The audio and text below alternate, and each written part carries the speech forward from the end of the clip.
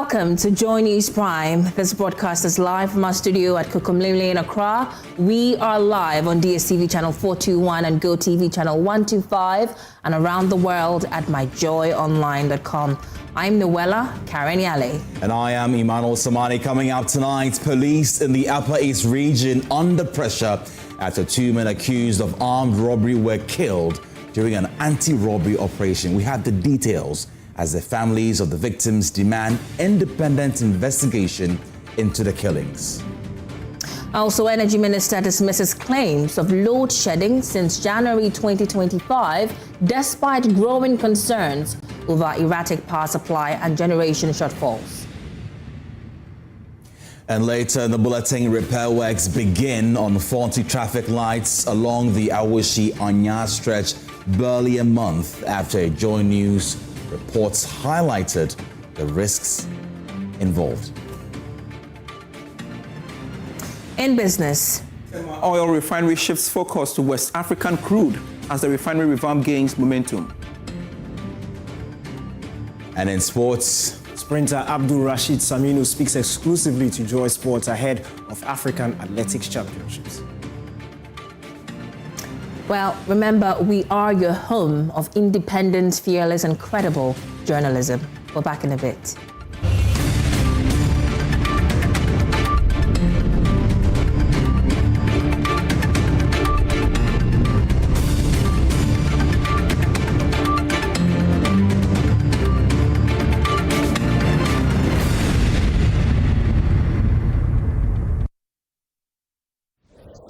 You're welcome back. Now, families of 2 men killed during a police anti-robbery operation in the Upper East region are demanding an independent investigation into the circumstances surrounding their death. Now, police say the suspects were part of a robbery gang and died in an exchange of gunfire during the operation. But the relatives of the deceased reject the account and insist the official narrative does not reflect what happened. Albert Sore reports.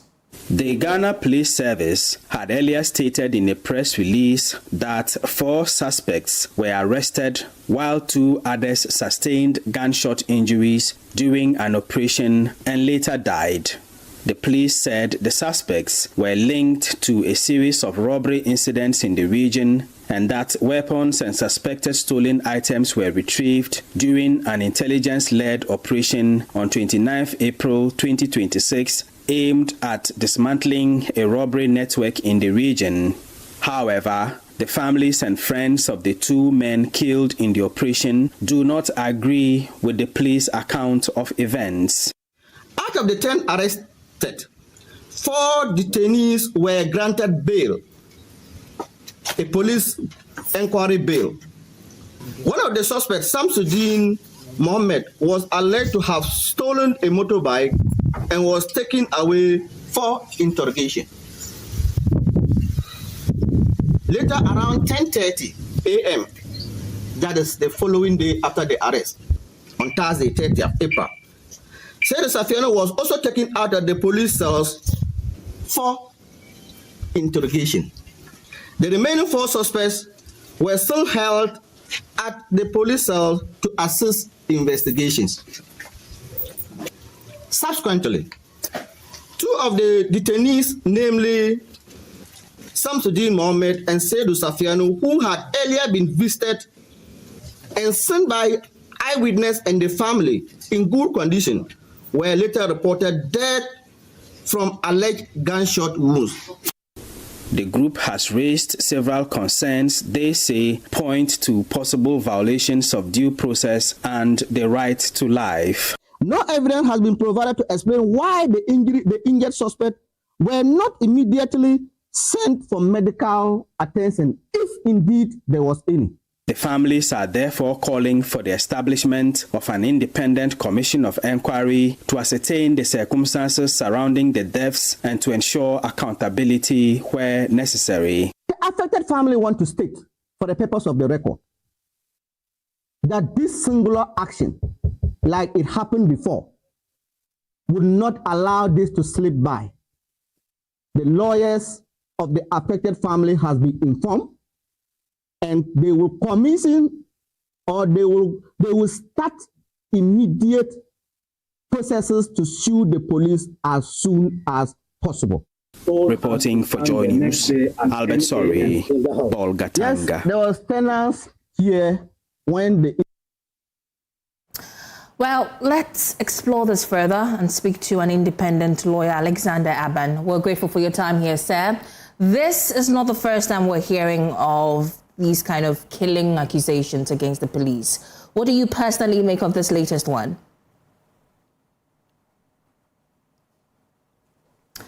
Sir, if you can hear me, kindly unmute. Hello, sir? Can you hear me? Yeah, loud and clear. Can you hear me? Yeah. Thank you very much. Greetings to your cherished listeners and viewers. Sometimes we hear these stories that the police have had a shootout with suspected armed robbers, and these armed robbers have lost their lives and all that. And it creates the impression that our police are very, very good every time they do not suffer any injury.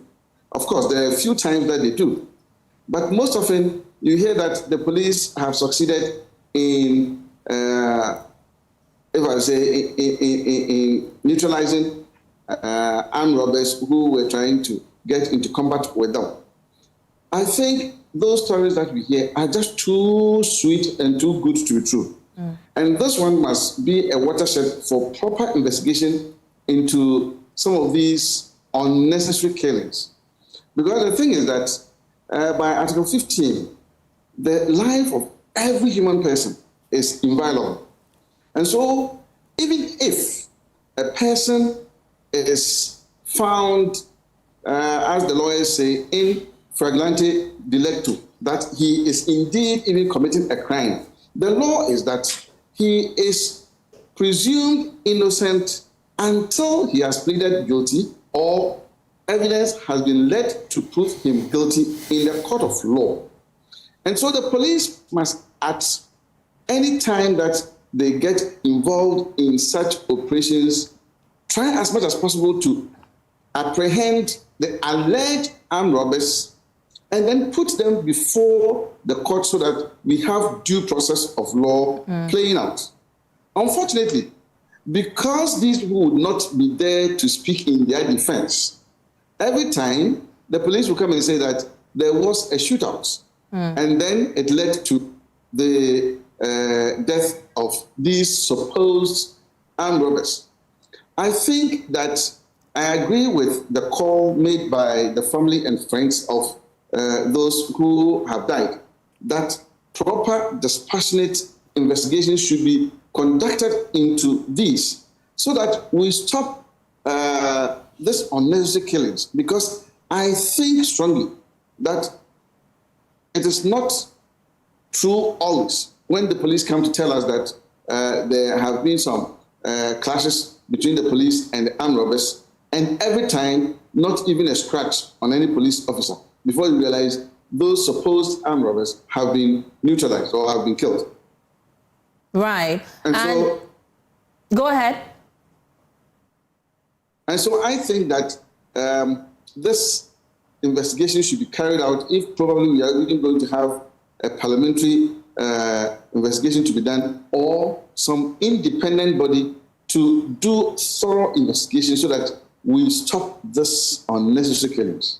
Right. So from where you sit as a lawyer, what legal avenues are there for the families to seek redress? Good. They also have a duty to establish that indeed those who have been killed allegedly in a shootout with the police or for having gone to some armed robbery operations, they also have a duty to establish that nothing like that happened. And then on the basis of that, they can then sue the police for maybe reckless, reckless regard for life. There are a lot of,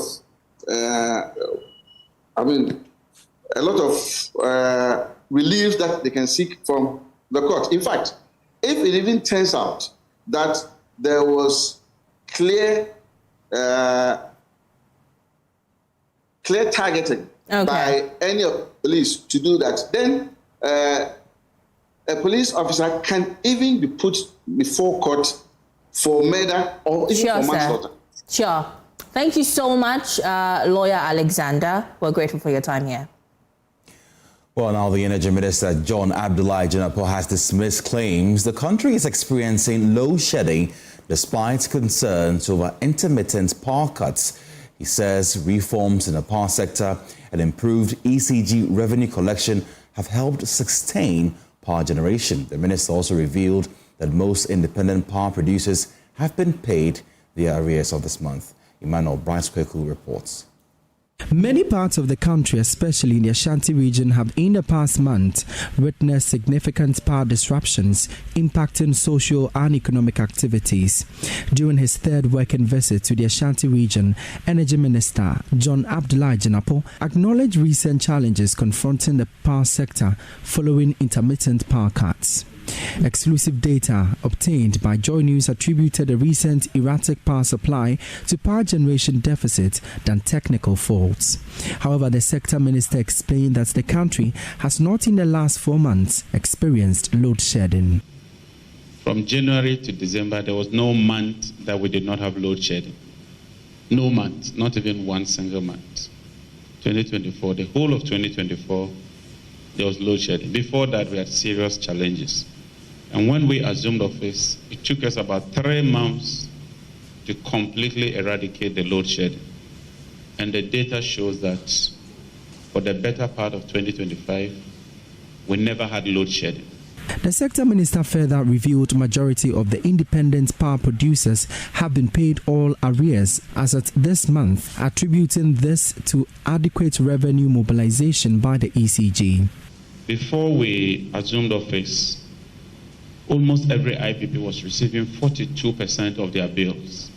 And this month, when I checked, Sinona Sogli, they received 100% of their invoice. Senate, 100%. Car Power, 80%. AXA Tema, 100%. AXA Kumasi, 100%. Amandi, 100%. Early Power, 100%. WAPCO, 100%. BXC, 100%. Mine Energy, 100%. These are the IPPs. So there's been real improvement.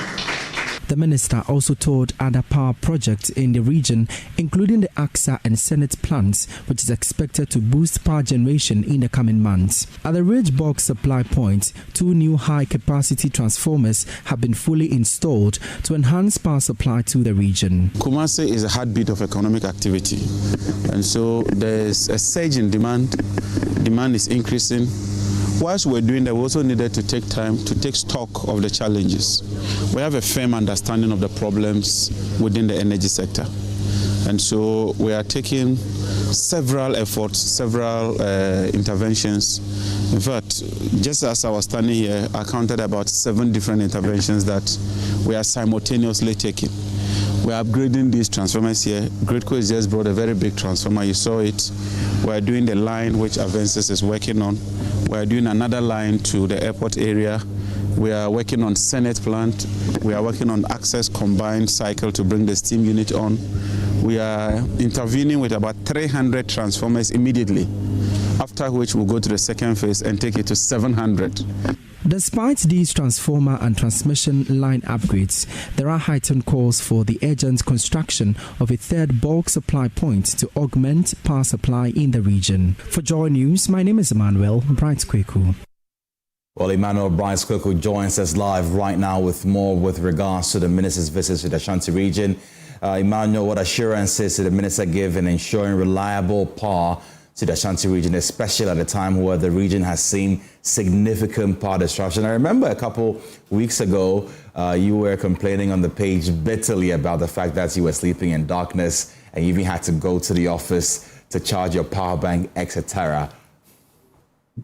Yeah, exactly, Samani. And so that has been the situation here in the Ashanti region for the past few months, just like has been happening in the other parts of the country. In fact, this past situation has really impacted a lot of businesses. And earlier this morning, we spoke with some of the market women and even the businessmen here, and they explained that because of what they do in terms of let's say, if they have a cold room or a salon or even a barbering shop, in fact, these items that they use have been damaged. In fact, some of them tell me that especially the fridges and all that they use in their homes, some gadgets have been spoiled. And so this is by the Energy Minister through the Ashanti region is one significant one. And in fact, he explains that assurances of giving reliable power supply and to the Ashanti region is one that is really key to him. He says that given the interventions, in fact, he acknowledged that with his tour so far in the region, some 7 projects have been started, and hopefully in the coming months, we should see an improved power supply. I must be also quick to admit that earlier in the day, we did a story about the fact that he said during an interview on Saturday that he has commissioned a bulk supply point in the Ashanti region where we fact-checked and realized that this claim was false. And so the minister acknowledged that his claim, as he said, was false, but he was supposed to say it was a bulk supply line and not a bulk supply point. And so it's a bulk supply line that he came to commission. Right, Emmanuel, thank you so much and enjoy your newfound power. Moving on, a legal showdown is brewing over the stalled Wijakbawi Children's Hospital project as our Construction Limited threatens, to sue the Health Ministry over claims it caused the facility's delayed opening. Now, the contractor says the ministry statement is false, misleading, and damaging to its reputation. Collins Frimpong reports. Wijakbawi residents on Tuesday, May 4, protested over the delayed opening of the Wija Pediatric Hospital nearly a year after the facility was completed. Complete hospital and American say we for politics and tunche and MPP and NDC Wijakbawi. Mr. Kwablemint Akando, Minister of Health, on your company, say Omume be my na atomeshe kofomewu. The facility is complete. Let's put politics aside. This is about the people of Wijakbawi. We are pleading with the President and the Minister of Health to open this facility for us. Our children are dying. Really affecting me, although we are forcing ourselves to get something doing now. And as for now, we are not like, I'm home and I'm not working for now. I'm not working and I'm home. People will be talking, you went to school without working. Meanwhile, we have a nice building here, which when the facility is being open, I can get the opportunity to work over here. But in a statement issued on May 5, the Health Ministry cited procurement irregularities, including claims some medical equipment was overpriced by as much as 11 times its actual cost. Contractor Aweko Constructions Limited has rejected the allegations, describing them as baseless and unsupported by evidence. The company says concerns allegedly raised by the World Bank were never communicated to it and insists it fulfilled all contractual obligations under the project. It also says it has repeatedly written to the Ministry of our unpaid obligations in the past year without any response. The contractor further denied halting the commissioning process, explaining that it only raised concerns over handover procedures and the need for protective systems such as UPS units and voltage regulators to protect sensitive medical equipment. Well, still in the health sector, the Kenyasi Government Hospital may be the best performing hospital in the Ahafo region for 2025. But management says the facility is battling serious infrastructure challenges. Hospital authorities cite severe congestion, security concerns, and a lack of office space despite the hospital's top ranking. Emmanuel Edujemfi reports on the growing calls for urgent intervention. The Kenyasi Government Hospital in the Stephen North District is currently a paradox of excellence and deprivation. Recently adjudged the best in the 2025 Ahafo Regional Annual Health Performance Review, the facility has consistently proven its commitment to quality care, but the prestige ends at the gates.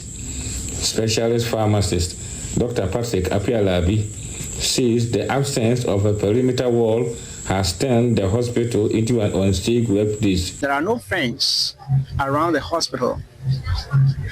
People can troop in, animals can troop in, and it doesn't really go well with the hospital.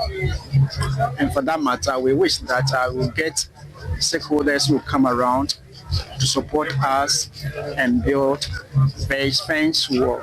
Inside, the pressure is even more visible. The maternity ward is facing a congestion crisis. Monthly deliveries have surged from 18 to 60. Yet, the ward remains a state-bed facility. Our maternity block, the space over there can only accommodate only 6 beds. And we want to plead also that it can have an extension so that at least if we can get about 20 beds, 30 beds for maternity alone, it will be appropriate for us. A large chunk of the hospital's internally generated revenue is currently spent on hiring temporary workers. Medical officers, the nurses, and the allied health staff, if the government can help to give clearance so that they can come around. Management maintains that if Kenyasi Government Hospital can achieve best performing status under these conditions, their potential with the right infrastructure is limitless. Emmanuel, Joy News, Kenyasi. Now, the International Federation of Women Lawyers is urging Parliament to fast-track the passage of the Property Rights Bill to ensure fair distribution of jointly acquired property after divorce. Now, the group says delays in passing the bill continue to expose many women and children to hardship following the breakdown of marriages. Speaking after presenting a petition to Parliament's Women's Caucus, Board President Gloria Ofori-Buedu called for urgent action to protect the rights of spouses. Article 22, Clause 2 of the Constitution requires Parliament to enact legislation regulating the property rights of spouses. Article 22(3) further provides that spouses shall have equal access to property jointly acquired during marriage, and that such assets shall be distributed equitably upon dissolution of marriage. More than 33 years after the Constitution came into force, Ghana still does not have the comprehensive legislation contemplated by Article 22. That delay has created uncertainty, inconsistency, and hardship for not only women but children of families and their destinies. Children, the future leaders of our country, are at risk when it comes to dissolution of marriage. And no child should be homeless in this country. Every child should be supported to have a home, to be educated, to also have medical care, food, and all the rights, irrespective of the marital status of their parents. So we humbly say that in the absence of clear legislation, courts have had to develop principles on a case-by-case basis. We acknowledge that the Supreme Court has made important contributions in this area, including decisions recognizing both direct and indirect contributions of spouses. However, case law alone cannot provide this clarity, predictability, and uniform protection that legislation is meant to provide. This is why Parliament must act. The Property Rights of Spouses Bill has remained on the legislative agenda for far too long. A draft bill existed as far back as 2009. Public record shows that the bill was being discussed or reviewed in subsequent years, including 2013, 2014, 2021, and again in 2024, when Parliament held stakeholder engagement on the bill. This long history confirms that there's a need for the law that has long been recognized. What remains is the political and legislative will to complete the task. Well, in response, Speaker of Parliament Alban Bagbin assured that Parliament is ready to pass the bill under a certificate of urgency to ensure fairness in the distribution of property acquired during marriage. We ourselves are very concerned about it. I'm not surprised that you are here today because of the recent I won't call pronouncement, rulings of some courts. Because we all experience what we just encountered on a daily basis. And because of our position as representatives, they come at us. All members of parliament in their constituencies have such vulnerable people come on a daily basis with their children, and not only children, even for survival. And so we are even more than ready to legislate, to have a rule to make people responsible. The problem is not Parliament. No, Parliament is more than willing, ready today, even to pass this bill under a certificate of agency. But it's not about just passing the bill. It's about implementing it. It's about realizing the benefits. You know, it's about law and order. Well, you're still watching JoyNews Prime. We're taking a breather here, but still to come, repair works begin on faulty traffic lights along the Awo-Shianya stretch barely a month after a JoyNews feature report highlighted the safety risk.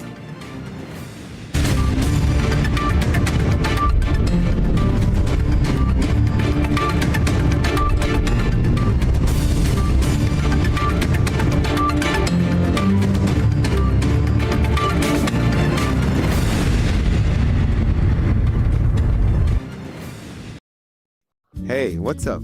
Life. It's moving so fast. Yesterday I was in class 4. Today I'm almost in JHS. My shoes don't fit me anymore. My voice is deeper. I was watching cartoons, but now they say I'm too old for that. The more things change, the more they'll stay the same. I still love you the same. Come and sit that. In a world that keeps changing, Kalipo still keeps making sweet memories. I still love it. Dad, I told you to have a sip not to finish it. Kalipo food juice drink, making sweet memories. This advert is FDA approved. Hey, Charlie, welcome back. The malaria really knocked you down, eh? Charlie, no joke. Fever, headache, vomiting, loss of appetite. I couldn't even eat my usual fufu. You and your fufu. But I hope you got tested before the malaria treatment. Yes, I did. And thanks to Malatu, I kicked out malaria one time. When malaria strikes, take Malatu, containing artemether and lumefantrine. Comes in tablets and suspension for effective treatment of malaria. Great to have you back. Thank you. No problem. Malatu is suitable for adults and children. Manufactured and distributed by NS Chemist Limited. This advertisement has been vetted and approved by the FDA. Yo, Green, you know good job. You look unhappy and seem to be in pain. I have this long-standing well at my anus and it keeps coming and going. I feel sick and so uncomfortable, bro. Have you taken into consideration going to the hospital? I've been to several hospitals and they keep telling me the same thing. They said it's anal fistula. I have to undergo a surgery. I'm scared I might not be able to hold my stool if I do this surgery. Wait, have you considered seeing a proctologist? Which one is that? What, do we have proctologists in Ghana here? Bro, we have a lot of them. They are being trained every time. Where can I? An anal fistula is an abnormal tract which connects the inner parts of the anus to the skin around the anus. As long as this tract persists, there will be a recurring boil around the anus. A proctologist is the one credited with excellent outcomes of surgery of anal fistula. Laser and ligature anal fistula surgeries are the modern methods with very low recurrence rates. Visit Mwintaba Hospital and Coloproctology Center today or call us. Hey! Is your tech holding you back? Feeling lost in the maze of outdated gadgets? Relax. Come with me to Comfy Garden.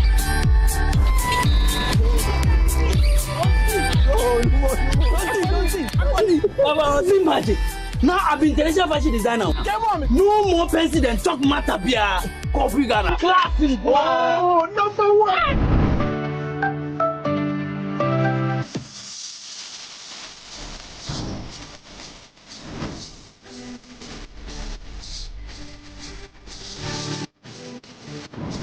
At Ghana, we don't just sell electronics, we transform your life. From office to home appliances and more, we have everything you need to step into the future. Ghana, classic one. Ghana, number one. Another week is here on the greatest of all time show. My name is Giovanni Clip, and tonight we're bringing you talent. Contestant number one, let's bring Baby Girl. Let's bring. You did it for you. Cut. Oh, there is a leakage. Where is the plumber? For quality and durability, insist on Syntex pipes. If you want quality, this be where you belong. Strong, tough, and reliable. Your perfect match to your trusted Syntex pipe. Syntex pipe, it dey carry water, no wahala. Syntex pipe, it dey make water dey flow. Syntex, and you're strong, and you're tough. Hello, my name is Pamela from Customer Service. Please revalidate your account by texting your Ghana card number to 0500,000 247. Hey, Abili, wabadim. Madam, give me the numbers behind your ATM card. I'm calling from the head office. An email was delivered across to our customers this morning. Confirm if this is your bank account. 100,100,100. Thanks for sending your bank card details. Send the OTP now to avoid cancellation. EcoBank will never call, email, send an SMS asking for your PIN, OTP, bank card, or Ghana card details. Don't get played. EcoBank, the Pan-African Bank. Hello, please, I'm calling from Customer Experience Center. Discover Willow Lane in Sakumono, one of Ghana's most prime community. These expertly designed 4-bedroom homes feature a private elevator, 4 ensuite bedrooms, private balconies, walk-in closets, and a gourmet kitchen and a maid's quarters. Perfect for families, executives, investors, and retirees. Our community offers a swimming pool, playground, and 3-tier security for your peace of mind. Experience the ultimate in comfort, convenience, and community here at Willow Lane, Sakumo. Visit wayley.org or call 0240-111119 or 0308-040500 to book your tour today. Wayley, your trusted home builder.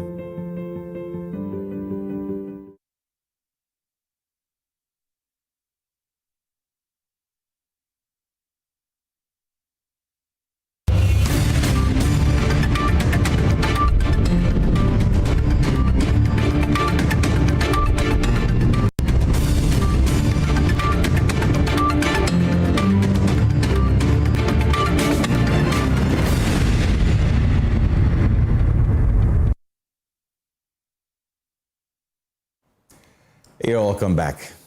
Now, repair works have begun on faulty traffic lights along the Awo-Shianya stretch after a JoyNews report exposed rising crashes and growing safety concerns in the area. Engineers from the Department of Urban Roads were on site today to start the first phase of the repairs. Adopi Asari has the rest of the story. Just weeks after Joy News highlighted the dangers on the Awoshianya Road, engineers have returned to fix the faulty traffic lights that residents say turned the road into a daily nightmare. Workers were seen opening control boxes, reconnecting cables, and inspecting traffic poles along the stretch. Speaking off camera to Joy News, the maintenance engineer for urban roads at Ablekuma North Municipal Assembly said the repairs work will be done in phases because of the high cost involved. He explained that the first phase will focus on 2 sets of traffic lights from Mangwase to Odogono Senior High School, with works expected to be completed within 2 weeks. Residents said they were relieved that authorities had finally responded after years of complaints.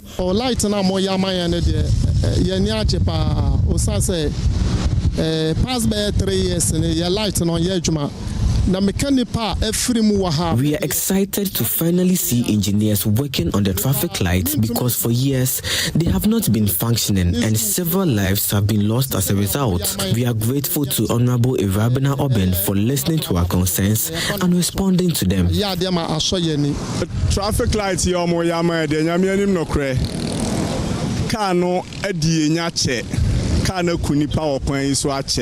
The malfunctioning traffic lights have contributed to several deaths in the area, so we are happy that attention is finally being given to the situation. We are also appealing to authorities to repair the street lights alongside the traffic light to improve safety on the stretch. From here to Abrikma, street arrangement, so almost say, traffic lights, no street light. I see so many people around that they are doing our construction work for being light off the traffic jam. You people are doing well, so we thank you for a great work that you've been done. I never dream of the area of Abrikwa North, we never dream of, because you people are doing a great massive job. With repair works now underway, hope is brewing among residents and motorists that within the next couple of weeks, the long malfunctioning traffic lights along the Awoshianya stretch will finally be restored, bringing some relief to commuters and improving safety on the busy road. For Joy News, I am Adobe Asari. Now, the Okwankwe North Municipal Assembly has issued a 72-hour ultimatum to traders along the Abeka-La stretch to vacate pavements and sections of the outer lane ahead of a major decongestion exercise scheduled for Monday. The Assembly earlier today embarked on an advanced notice operation along the corridor. My colleague Michelle Latte was with them and reports.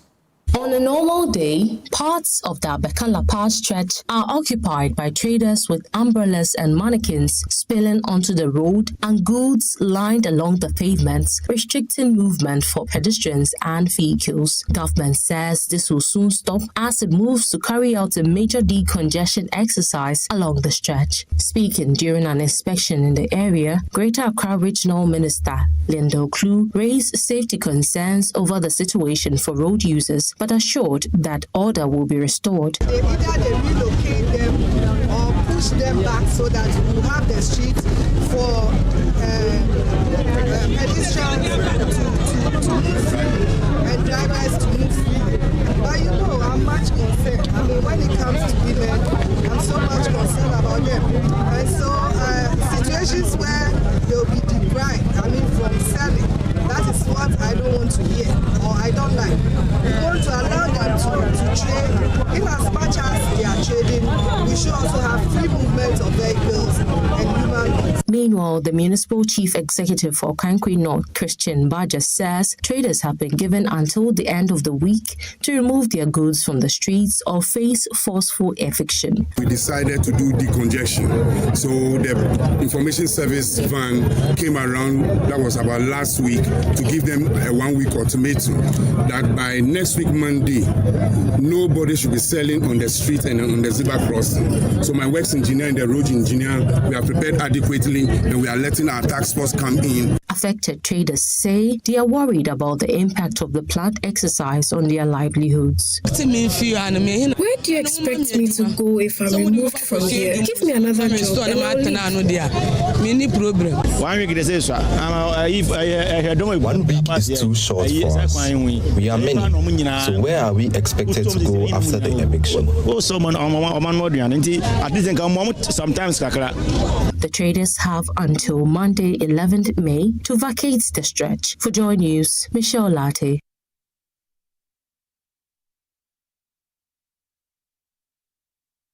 Now, road crashes and other serious injuries are placing a growing burden on Ghana's economy and healthcare system. Experts say road traffic injuries alone are costing the country an estimated 8.2% of its GDP each year. Now, data also shows thousands suffer life-threatening injuries annually from road crashes, workplace incidents and domestic accidents as well. And there's more on the following report.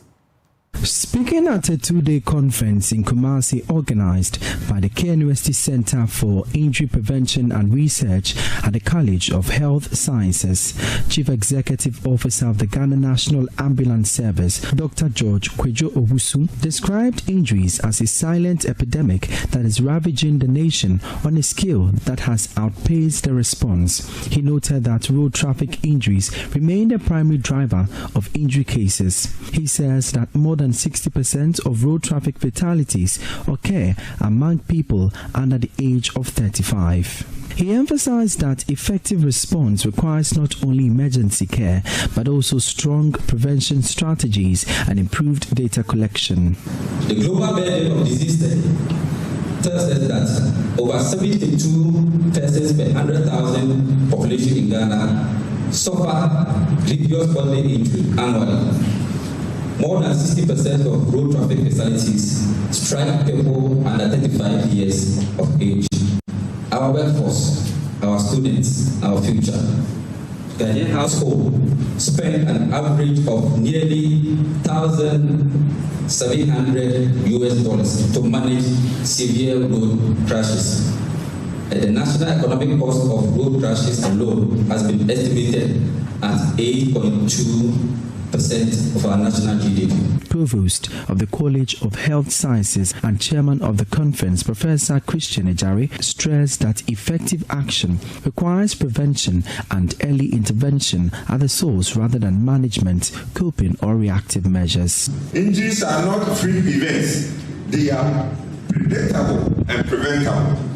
Yet across our nation, communities and families, they continue to exert a devastating toll by claiming young lives, disenabling productive citizens, and straining a national budget already under pressure. Road traffic crashes, drowning, deaths, force, and workplace injuries together constitute a public health emergency that demands our collective resolve. Francis Mensah's report for Joy News. To more news tonight, open defecation in parts of the northern region has reduced significantly, a development IDE Ghana attributes to its Sama program. Speaking at a closeout event for 2 sanitation projects, Director of Administration at the Northern Regional Coordinating Council said the initiative has helped make toilet facilities more affordable and accessible to residents. Martina Bugri reports. The IDE ration project has helped build more than 18,000 household toilets and created hundreds of jobs in 7 regions. At the same time, the Her Time to Grow project has also empowered over 6,000 women farmers with skills and financial support, reaching more than 42,000 people in their communities. Speaking at the close-out session for the 2 projects, the Director of Administration at the Northern Regional Coordinating Council, Abdulrahman Ahmed Baba, said the work had made a significant difference in communities. It is worth noting that through the Sama initiative, we have seen a dramatic reduction in the prevalence of open defecation, which has resonated with nearly every household in our region and beyond. This is a clear testament to the great work that ID Ghana continue to do in our region. The Chief Executive Officer of IDE Canada, Stu Taylor, said what was remarkable was what happens when women are given opportunities to empower themselves and others around them. We'll hear a lot more about the success of Her Time to Grow in creating opportunities for women in agriculture. While the results in terms of productivity and income are impressive, what really stands out for me is the women leaders who have taken the opportunity to establish businesses and challenge stereotypes. IDE Acting Country Director Hilda Alhassan Wuniche said the organization had envisaged the two projects was a way to support communities, and both had achieved significant success. The Russian project has actually sold 18,000, in fact more than 18,000 household toilets to people within the northern states. And when we turn to the Her Time to Grow project, over 6,000 women actually now are into commercial production.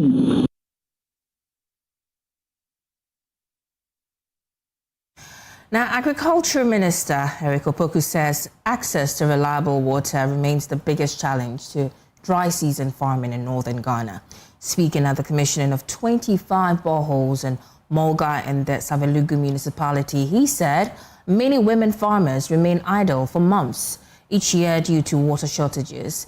The boreholes were supported by the Canadian government.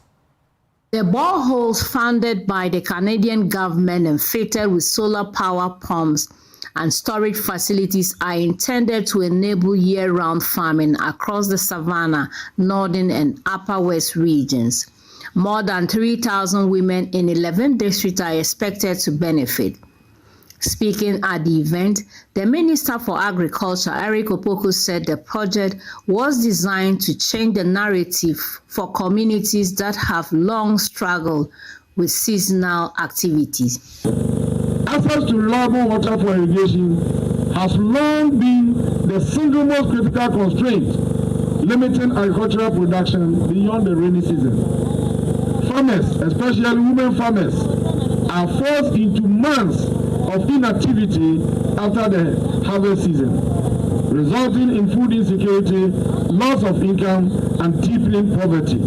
Each solar-powered borehole installed through this initiative provides clean, reliable, and renewable energy-driven water, access for year-round vegetable production. The Canadian High Commissioner to Ghana, Marian Montrat, said the initiative would help increase both incomes and crop yield for women.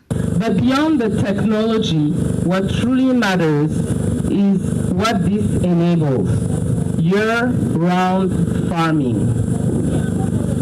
higher incomes, improved nutrition, and resilience in the face of climate challenges.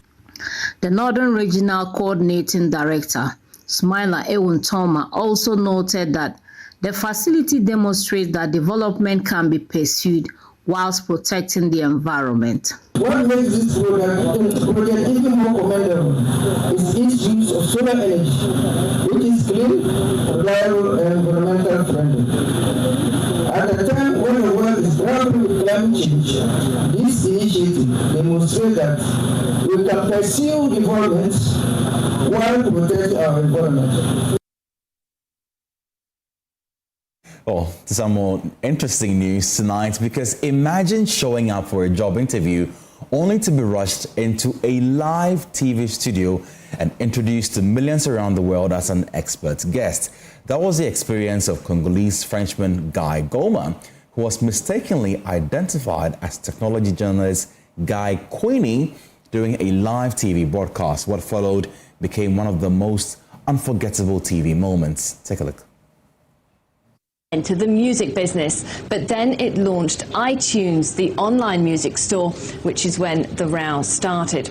Well, the judge in the case, as we've heard, has just ruled in favour of Apple Corp, that's the record label. So what does this all mean for the industry and the growth of music online? Well, Guy Cuny is the editor of the technology website News Wireless. Hello, good morning to you. Good morning. Were you surprised by this verdict today? I'm very surprised to see this verdict to come on me, because I was not expecting that.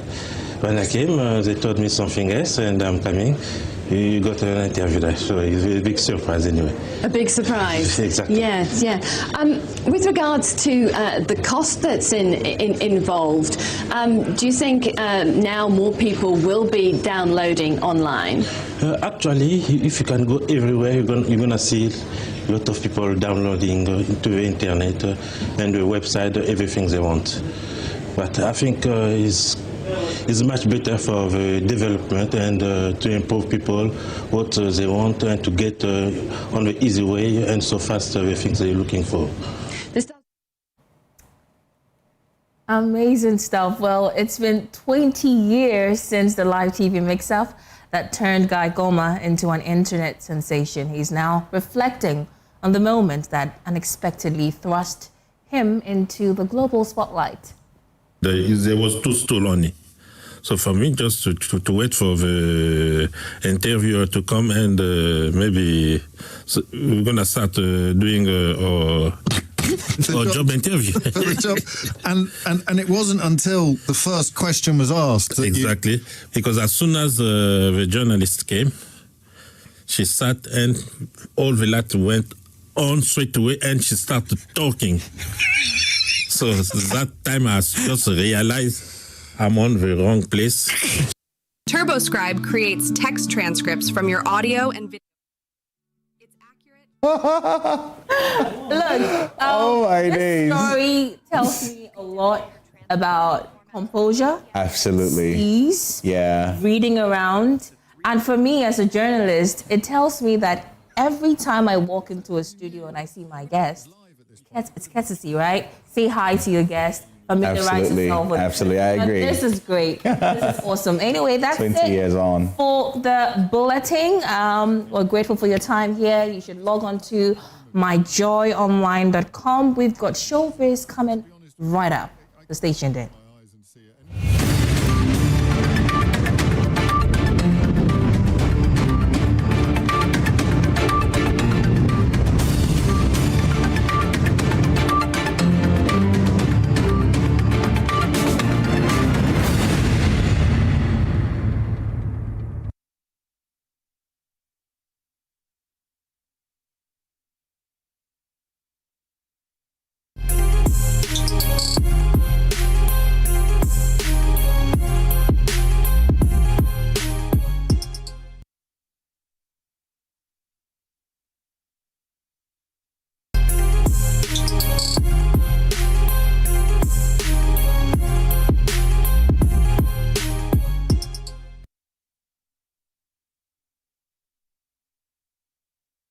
Well, guess that time of the evening, Becky is here and she's clad in a Pentecostal outfit attire. Because I'm a Church of Pentecost girl. And we're celebrating Women's Week. Okay. So this is to all the women in the Church of Pentecost. I see. And it's Mother's Day this weekend. So absolutely, yes. It is Mother's Day. Cron.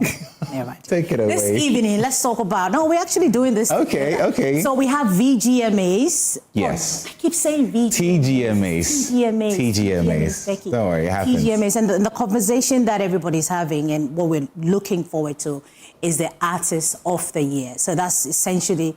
the conversation that has been ongoing. Right. And so this evening, we're just, throwing it to our viewers. Who do you think is winning the Artist of the Year category? As a matter of fact, some OGs in the music industry, Reggie Rockstone, has actually thrown his weight behind Wendy Shea. And when I heard it, I was like, but why though? But then, I listened to a few other interviews talking about, how much she puts into her craft. So, well, is it going to be Black Sherif or Medical or Stonebwoy or Wendy Shea? When you're talking about Wendy Shea, this is the very first time she's been nominated. In that category. And she's been nominated in 7 categories, including the album of the year, the most popular song of the year. Is that so? Artist of the year and more. Yeah, so kudos to her. But we have, for those of you out there, you can join in the conversation by calling the numbers on your screen. Tell us who you think is winning the Artist of the Year category. And so we're saying, Wendy Shea, that's the very first time for Wendy Shea. Black Sheriff, however, has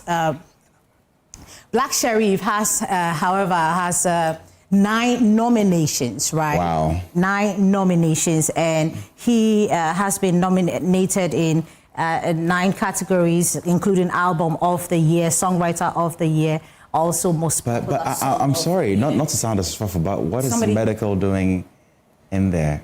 What is how many nominations did he get?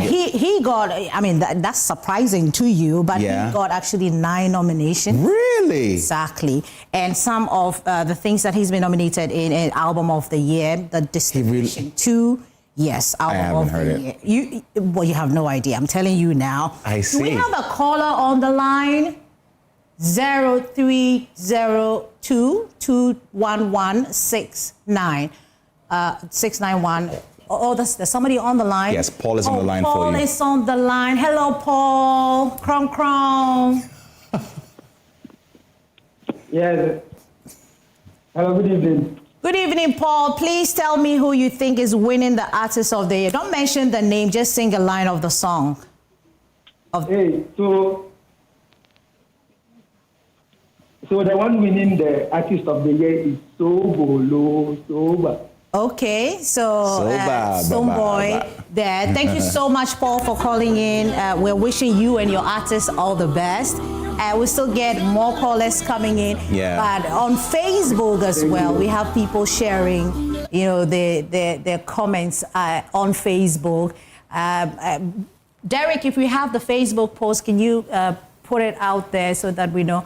Sarkodie is also in that How many nominations category. for Sarkodie? Because I'm interested. Sark actually has 6 nominations. But before you go on, Abubakar from Ijra wants to speak to you. Okay, Abubakar. Oh, you can take Abubakar. Abubakar, how you doing? Oh, hello. Good evening, Becky. Good evening. How you doing? Do you know Samani? Hello. He does not know Samani. Abubakar, do you like what Samani is wearing? Come again. Do you like what Samani is wearing? I just want to be sure that you're watching live. Actually, it looks similar. You're also wearing white and green. So it's a matter. So who is winning the Artist of the Year for you? Definitely it's going for Stoneboy. He's been very consistent. Okay. Okay. Yeah. Which song do you think is of Stoneboy? You want to give us a line?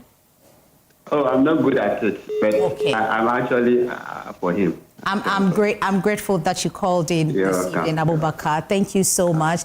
Samani, so these are some of the comments that Facebook, our community on Facebook is bringing in. Lutrot Daniel is saying that Wendy Shea, hands down. Well, Emmanuel from Amasaman is on the line as well. Emmanuel, thanks for calling in. Who do you think goes home with the ultimate prize? I'm going for Sarkodie. Okay. Sarkodie, why? Emmanuel says Sarkodie. Yeah, it's a Sarkodie. Yeah, Sarkodie. So 2 Stoneboys so far, 1 Sarkodie. Why Sarkodie? Because over this year he has really done well with the releases that he's brought up and all that. I see. Interesting. Well, it seems I'm not really following. Yeah. Oh, it's okay. It's okay. That's not your job. That's why you have us here. So we have, Enoch, Olga Mensah, who amongst them was recruited to be a part of CAF's first ever tour of Europe and went on to perform at the African Cup of Nations in Morocco. That's Stoneboy. Okay. So you're saying Stoneboy. Gizo I shot Richie says that Black Hole or Stone. I'm sure he wanted to say Black Hole or Stone, yeah. Why Stoneboy deserve it? Conqueror GH says deserve the Artist of the Year. He has been working tirelessly to bring Ghanaian music to the world. Oh, do we have somebody on the line? We have one more caller, Thomas from Teshi. Thomas, who do you think? Oh, Teshi in the building. Yes, I think tomorrow here. Say that again, Blacko. I'm going for Stoneboy. Oh, you're going for Stoneboy. Okay. Yes, please. Looks like we have Stoneboy. Stoneboy doing the fans and all of that. Let me remind you that E-Vibes will be showing tomorrow on the Joy News and the Joy Prime's channel. The band stopping by for a conversation is the GG Brass Band. We'll be talking to them right there. Check out the date. And tomorrow, obviously, the TGM. Oh, is that you? Oh, yeah, that's my Samani. I need to teach you everything. We'll talk about that later. But yeah, that's the show. Okay. You have to keep up with the show. Thank you guys so much for having us this evening. Shout outs to all Pentecost members, all the women at Pentecost. I just want to represent as much as I can. Absolutely, I agree. Because I don't always go to church. But TGMAs is tomorrow. We're grateful for your time. Pius Kojobaka will be here with Prime Business. God now sleep now slumber. Me don't know who go defend him. From Jah lightning and thunder. Because of them never see me clean. But only when I dirty. I upon hate and poverty. My revelation was clear to me. So me work out from puberty.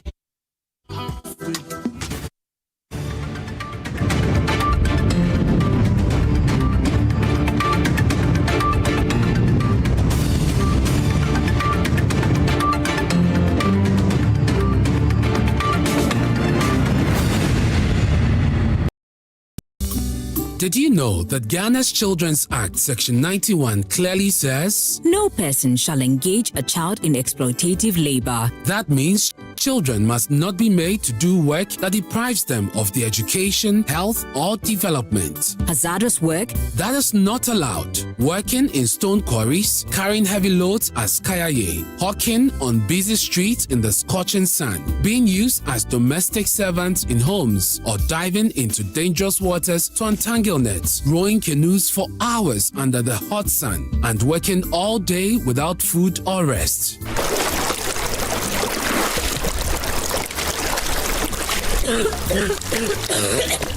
Yet, too many of our children are trafficked from towns and villages across Ghana to the shores of the Volta Lake, trapped in fishing boats, robbed of their childhood, and exposed to danger every single day. Human trafficking means the recruitment, transportation, harboring, or trading of persons within and across national borders for purposes of exploitation. I want to go to school, but now I only work.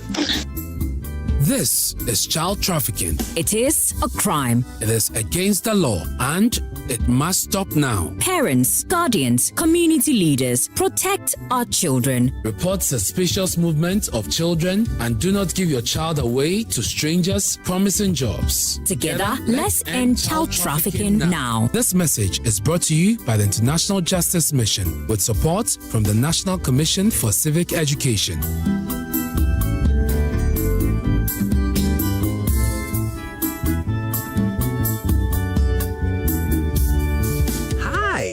It's me, the one you poke, sip, and hopefully love. I'm your small reminder that growing up doesn't mean growing out of me. Trends come and go, but you still reach for me. I'm not just a drink, I'm that little sip that reminds you life can still be sweet. Calipo fruit juice drink, making sweet memories. This advert is FDA approved.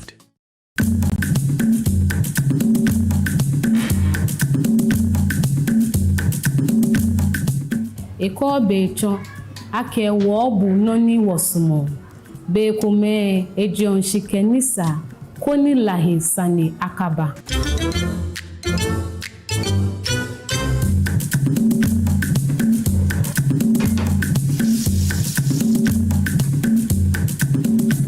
Heba moje noni jiji oda ne eji tuebo alo tuefe mu kokobo ofe ni bibi je jale pena lahi afaba fo jo shishinke jomino ake makwemi hino jodwan Conduct Great Life is brought to you by Indomie. Tastes great. More Kivo inside.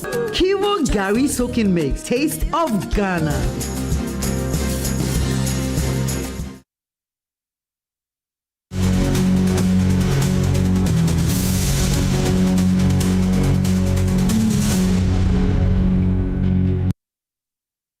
Hello everyone, welcome to Prime Business. I am Pius Kujubaka.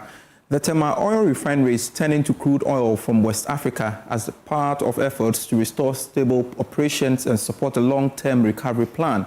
Speaking to journalists from the Africa Extractive Media Fellowship in Accra, Managing Director of TOR, Edmond Combat, said discussions were ongoing on how Ghana's crude oil allocations could be structured to guarantee the refinery as a more consistent supply of feedback. Darokwa reports. The Tema Oil Refinery MD, Edmond Combat, said the move formed part of wider efforts to reposition the refinery after years of financial and operational difficulties. TOR has faced recurring challenges over the years, including shutdowns caused by crude shortages, aging infrastructure, and mounting debt. The refinery has periodically reduced output, raising concerns about its long-term viability and its role in Ghana's downstream petroleum industry. Despite several rehabilitation attempts, the refinery has struggled to maintain steady production and profitability. Mr. Combat said current difficulties had also been worsened by external market pressures. He pointed to disruptions in global crude supply linked to tensions involving Iran and the United States. In response, TOR is prioritizing crude supplies from West Africa, which Mr. Combat described as a more reliable and cost-effective option. One of the challenges that we had was that our crude just finished, and we had two crude vessels that were coming. Two of them loaded in Egypt, and then that was the time that the Iranian war started, and they were rediverted. Then we had an instance where ship freights increased. So, for example, before that, to transport a barrel from around the Suez Canal area to here was $3-4 a barrel, but right now it's about $12 a barrel. And insurance premiums have also increased. So one of the things we are doing is to try as much as possible to rely on a lot of West African crude. Despite the challenges, Mr. Combat said management remained committed to a turnaround agenda focused on restoring operational stability, improving efficiency, and rebuilding confidence in the refinery's long-term sustainability. Some people had actually written off TOR that this can never work and all of that. So in the medium-term plan of government, medium-long-term plan of government had not planned to redirect the Ghanaian portion of the crude here. But as we came back, started refining, that conversation has changed. So we have now been put in a schedule. I don't want to mention the dates, but we've now been put in a schedule, and it won't be too long. You will hear that we have picked Ghanaian crude to refine. He acknowledged that the recovery process would be difficult, but said practical steps were being taken to secure TOR's future within Ghana's energy sector. Daro Kwao, Joy Business. Away from TOR, Deputy Managing Director of the produce buying company, Thomas A.C. Kuma, says the $1 billion Ghana is planning to raise through domestic bonds to fund cocoa purchases from farmers ahead of the 2026-2027 crop season will augment the efforts of licensed buying companies and other off-takers in the purchase of the bean. Now, Thomas A.C. Kuma spoke earlier on Beyond the Numbers. I'm not sure the $1 billion you're talking about is going to be the whole amount that is going to finance the season. I think what Cocoa Board is trying to bring out is a hybrid. Instead of solely relying on off-takers to come in with money to purchase Ghana's cocoa, they are going to supplement what the efforts of the off-takers with this $1 billion. And I think that is where companies like PBC and other local license buying companies who don't have the capacity, the muscles, and the collaterals to be able to take facilities from the banks will be assisted with this $1 billion. So I'm not sure it is a whole amount that is going to be used to finance the coming season. But because it's going to be a hybrid system, this is going to augment what off-takers will do.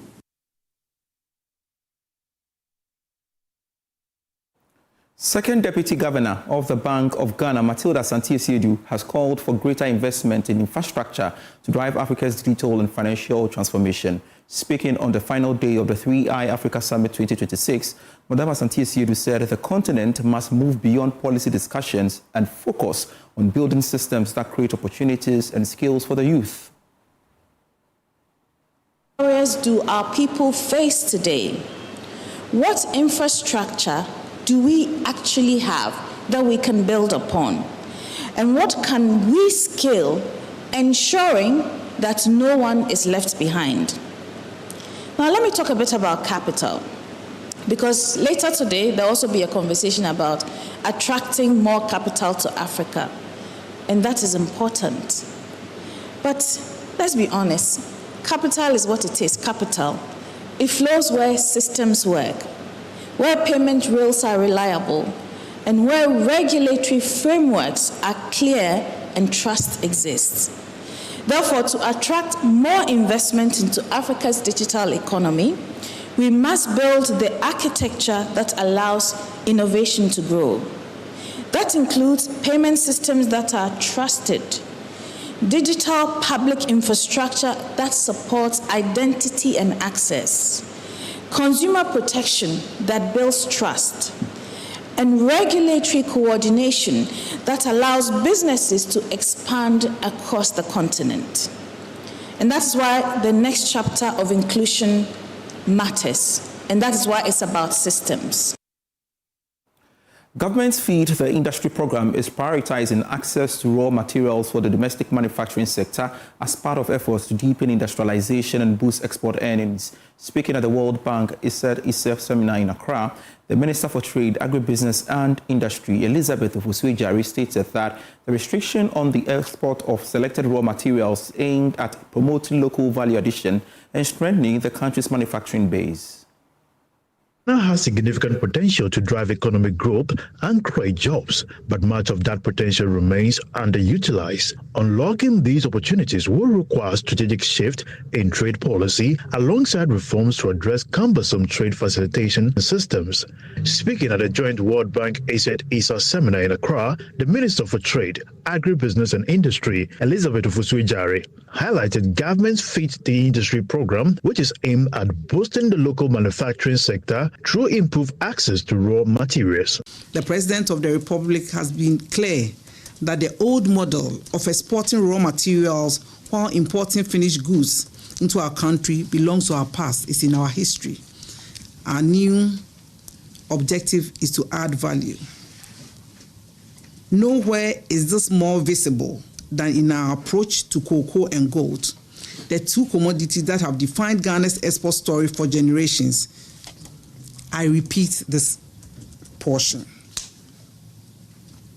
The ban on the export of key raw materials is to ensure they feed our domestic industry first, to be able to produce the volumes needed for both the local and export markets. Central to this is our Feed the Industry program. This is a flagship program for the Ministry of Trade, Agribusiness and Industry. It is a deliberate initiative to secure consistent industrial-grade raw material supply for Ghana's manufacturing sector. Presidential advisor on the 24-hour economy, Gusitano, also stressed the need for a diversified economy capable of generating sustainable employment opportunities. Expanding our capacity in some of the products, particularly pharmaceuticals, textiles and garments, food and beverages, and also machinery and technology. Because without that level of diversification, we cannot create the jobs. Because the problem is not only just with the export sector, where jobs growth is negative relative to every percentage of export value added. It's also in the overall economy, where Ghana's employment elasticity of output has dropped from 0.7% in around 2000 to 0.29% in 2024. So it's a systemic structural problem. And the only way out is to modernize the production system, improve supply chain systems, improve human capacity development, and also focus on agriculture and manufacturing value addition. The seminar, organized by the World Bank, the Africa Center for Economic Transformation, and the Institute of Statistical, Social and Economic Research, was held on the theme, Rethinking Trade for Growth and Jobs in Ghana. Consolidated Shipping Agencies Limited, known as Conship, has entered into a strategic partnership with global logistics firm DSV in a move aimed at strengthening its operational capacity and expanding its presence across Ghana, the wider West African sub-region, and international markets. Speaking to, according to the Chief Executive Officer of Conship, McDonald Vansnani, the partnership is expected to enhance service delivery, improve efficiency, and position the country or the company to offer globally competitive logistics solutions. More in this report. Partnership positions Consolidated Shipping Agencies Limited to leverage the extensive global network of DSV, which spans 6 continents with more than 3,000 offices and partners worldwide. Speaking on the sidelines of the cocktail event, the CEO of Conship, McDonald Timandas Vasnani, expressed optimism about the partnership's potential to deliver world-class logistics solutions to customers and partners at competitive rates while driving growth within the sector. This partnership really means a lot. It means that Conship now has the capacity, the manpower, the support to be able to do any kind of project anywhere in this world. Now, for us to be strategically positioned here and having this relationship with DSV, let me just say, DSV is the largest and the biggest logistics company in the world. And for them, having to choose us as their partners, this is amazing. It's like the sky is the limit. We have all the needed support, the manpower, everything that we can do to make sure that we secure almost all the businesses in this country. We will do that, and we believe that we'll get the business. He further urged government to deepen collaboration with indigenous firms to support the growth of Ghana's logistics industry. The logistics industry currently in Ghana is a little bit on a shaky ground. I know that the government is working towards local content, and that will really help us as indigenous companies to be able to stand on our feet. Some of us have built the capacity over the years, and we believe that we have all the needed support that we can do. So my appeal to government is to see to it that indigenous companies, when I mean 100% Ghanaian-owned companies, should be supported to run operations. We have the capacity. We built it over the years. So why should we not do that? We allow the multinationals to come in, take the business, and whatever they make is taken out of the country. But when we are local, we are able to do, and then we invest back into the country. So this is very crucial for us. The cocktail event to announce the partnership between Conship and DSV also served as a platform for networking and strengthening synergies among stakeholders and partners within the logistic industry. Ghana has officially launched the National Monitoring Support Initiative, a landmark biodiversity monitoring project aimed at strengthening the country's environmental data systems and improving conservation planning nationwide. More in this report. Speaking at a launch event, key stakeholders emphasized the urgent need for stronger biodiversity monitoring systems to support environmental protection and sustainable development. Director of Environment at MEST, Dr. Peter Derry, noted that the project would help Ghana build reliable biodiversity data systems capable of supporting national and international environmental reporting obligations. Every 4 years, countries who are members and party to the Convention on Biological Diversity are expected to monitor and provide reports. But over the years, it's become very challenging because the subject of biodiversity is cross-cutting, touches on different areas. For example, if you are talking about biodiversity, you will touch on land, you will touch on the ocean, you will touch the forest, you will touch built environment, you will touch every aspect of nature. Executive Director of Conservation Alliance Ghana, Dr. Yao Oseru, explained that the initiative would assess Ghana's current biodiversity monitoring systems, identify institutional and technical gaps, and establish a coordinated national biodiversity data platform linked to global systems. Biodiversity is not only important to see, it's important globally because biodiversity is life. Our sustenance is due to biodiversity. Without biodiversity, none of us will be here. Human beings are themselves biodiversity, so it's extremely very important.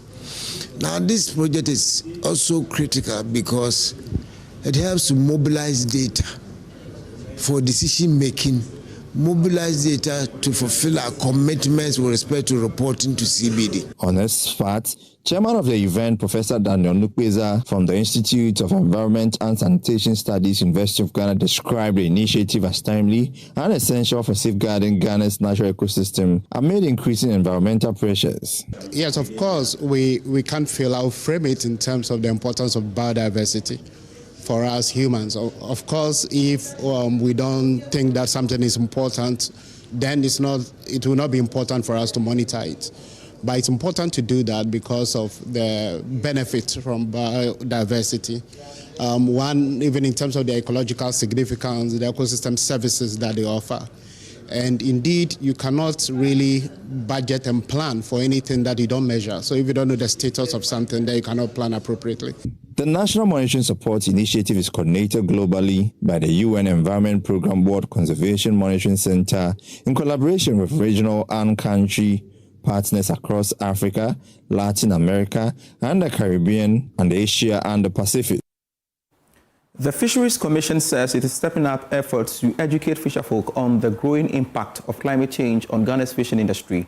According to Deputy Executive Director in charge of Technical Services at the Fisheries Commission, Bachi Isiedu, climate change continues to pose a major threat to the environment, with human activities significantly contributing to the problem. Climate change is an environmental factor. We realize that the human-induced aspect of climate change is on the higher side. So, as a commission, we have a climate change unit, and generally, there have been low education, as far as climate change is concerned. So we are doing a lot of education, sensitization among the fisher folks, to know the impact or to realize that this is what is actually happening. They themselves, they tell us the stories, so that's something that is happening in there. Electroland Ghana has officially launched TCL mobile devices onto the Ghanaian market, a move expected to increase competition in the country's smartphone industry while offering consumers more affordable and innovative technology options. Here's more. The launch event held at the TCL showroom at Flowerport Junction on the Spintex Road in Accra brought together distributors, business partners, technology enthusiasts, and customers. Officials of Electroland Ghana described the partnership as part of efforts to expand access to quality technology products while strengthening the company's footprint in Ghana's electronic market. Marketing manager for TCL, Dennis Laye, unveiled the range of smartphones introduced on the market, highlighting their features and capabilities designed to meet the needs of different categories of users. Today we launched the TCL smartphone into the Ghanaian market. Everyone knows TCL for the home appliances, the TVs, the washing machines, and the air conditioners. Today we added smartphones into our lineup. So we added 5 different models onto the lineup. We have 2 tablets and 3 smartphones. So one is the TCL 60 SE, which is our high end, and then the other is the TCL 605, which is the middle end, and then the TCL 503, which is the entry level. And then we have the Tab 10 and then the Tab 11 tablet as well. According to him, the devices are aimed at delivering maximum customer satisfaction through quality performance, affordability, and smart technology integration. So the whole idea here is to help you have enjoyment when you are using your products in terms of reading, in terms of battery capacity, in terms of camera, and what have you. So yes, TCL brought these smartphones to change the game. We are known for affordable products with high quality. So we are bringing phones at affordable prices with high quality. Head of Marketing and Media Relations at Electroland Ghana Limited, Adiza Ibrahim, also described the launch as a reflection of the growing strategic partnership between Electroland Ghana and TCL. Today, successfully, Electroland Ghana Limited, your #1 home of electronics appliances conglomerate in Ghana, has taken the ownership of the distributorship of TCL mobile phones here in Ghana. And so you know us for TCL, wide range of electronics and appliances, but you didn't know that we distribute, we sell TCL mobile phones. So it's a beautiful day for us, achieving another strategic technological partnership with a global brand as TCL. The companies remain optimistic that the introduction of TCL mobile devices will increase competition in Ghana's smartphone market and provide consumers with more innovative technology options. In more business news, the push to unlock sustainable income streams for Ghana's music industry is gaining traction as stakeholders deepen collaboration to monetize creative works through digital platforms. Speaking at the Ghana Music Conference, Senior Manager of Digital Services at MTN Ghana, Akufo-Addo, says aligning artists, producers and rights bodies is key to driving continuous revenue and transparency across the ecosystem. MTN says its in-house digital platforms, including Color Tunes, are being positioned to help artists generate continuous income beyond traditional sales channel. Speaking at the Ghana Music Conference, Senior Manager of Digital Services at MTN Ghana, Akufo-Addo, noted that partnerships with the right organizations such as Musica and Gumroad will support the development of a more structured ecosystem that ensures value is returned to content creators. Today's event is the first of its kind, which we dubbed Ghana Music Conference. It is to bring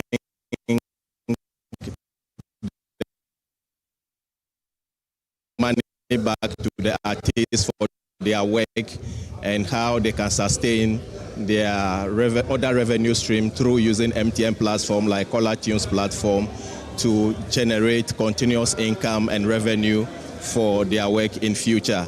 It is also to leverage on this collaboration with other music rights organizations like Musica and Gumroad to build a new ecosystem where artists can participate and all other members of this ecosystem can participate. The Musicians Union of Ghana Musica says it will scale sensitization efforts nationwide to ensure musicians, particularly those without record labels, tap into emerging digital revenue channels. President Bessa Simon says it is also strengthening welfare support systems, including pensions and insurance, to improve financial security of its members. This is a very important meetings that should be happening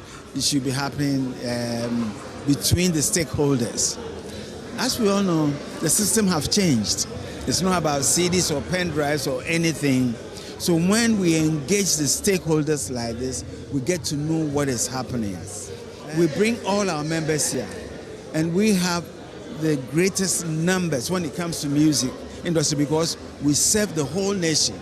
And after today, this is going to all our regional branches. It's going to the office. They're going to call meetings, talk about it. We're also going to engage MTN in traveling around the nation and getting into the nitty-gritty of this for the ordinary musician who doesn't have any label to know that there is another income stream here that they can tap into. Stakeholders say sustained collaboration, digital innovation, and stronger institutional support will be critical to building a resilient music economy that delivers long-term value for artists. We have the very latest in the world of commodities for you.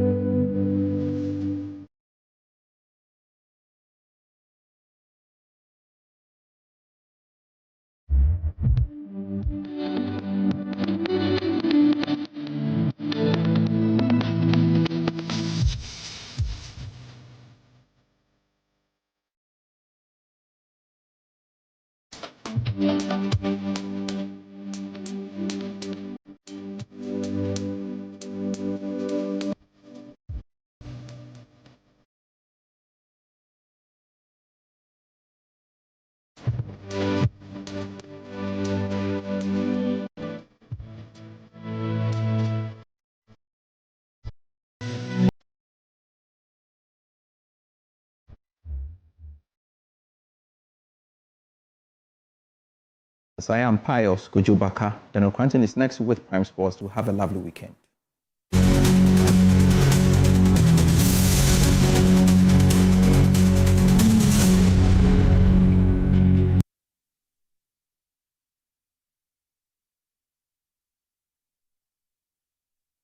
Did you know that laser can be used to help diagnose and treat your glaucoma? You can have modern cataract surgery like those done in Europe and America right here at the St. Thomas Eye Hospital. You can have modern phaco cataract surgery, retina detachment surgery, macular hole, and all kinds of laser surgeries done right here in Ghana. TMC or SUSU. But it's just to tell you, St. Thomas Eye Hospital provides total eye care for you and your family in a serene environment with world-class equipment. Visit St. Thomas Eye Hospital Surgical Center at Mathaheko or their Oxford Street branch. I say, anyway, Yentong, St. Thomas Eye Hospital, providing excellence in eye care. For decades, we have helped businesses connect with their trade partners all over the globe. From Ghana to Burkina Faso, Côte d'Ivoire, Benin, Togo, Senegal, China, Morocco, France, Netherlands, and many other countries. We have made it possible to bring Ghana to the world. We have brought small and medium businesses closer to their customers across the regions in Ghana with our SME support facilities. We have brought relief and smiles to the faces of families with our employee personal loans. With our cutting-edge technology and digital support, we take the burden of complex thinking off you, making life simple. That is who we are, as close as a partner. Bank of Africa. We are indeed the African bank with the global reach. Hey, Charlie, what number? The malaria really knocked you down, eh? Charlie, no joke. Fever, headache, vomiting, loss of appetite. I couldn't even eat my usual fufu.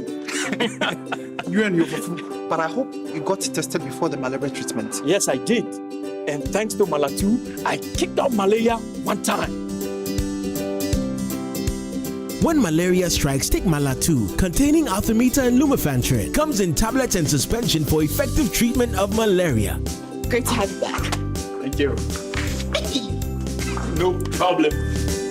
Malatu is suitable for adults and children. Manufactured and distributed by NS Chemist Limited. This advertisement has been vetted and approved by the FDA. Seeing the Prentex fabric, I like the color, texture. I chose this design that suits my body type. It means a lot to me to look good in clothes that I wear. I don't care about nobody's opinion. Maso. Prentex.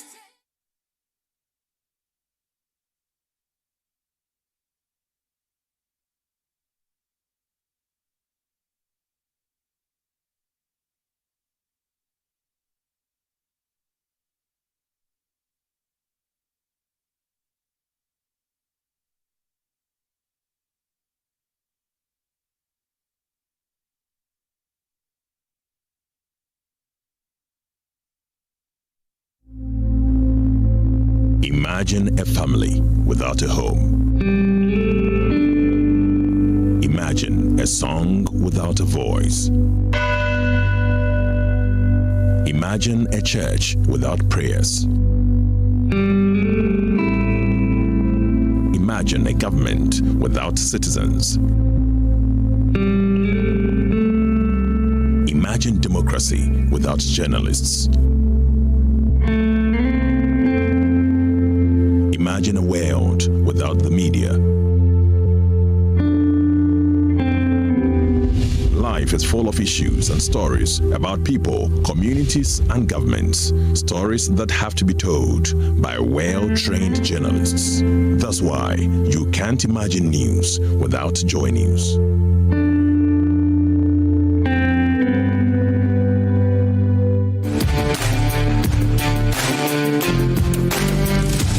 Welcome to Prime Sports with me, Daniel Kranting, and the African Athletics Championships gets underway next week in Abdul Rashid Saminu, who is preparing for his first major competition in front of home fans. The sprinter spoke to Joy Sports about his preparations and expectations ahead of the championships.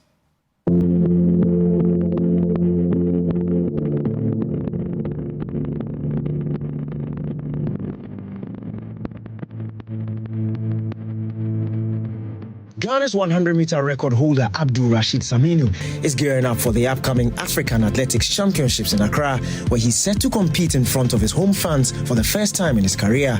The 27-year-old missed the 2023 African Games due to school commitments, making this year's championships a very special moment in his journey. Joy Sports caught up with the sprinter at the Liga Sports Stadium as he intensified preparations for the competition with runs from May 12 to 17. Rashid, thank you for doing this with us. You are back in Ghana after yet another successful World Relays. 4 consecutive times this team has qualified to the World Championships. It's never happened in the history of this country before. How are you feeling? I'm feeling good. Thank you guys for coming.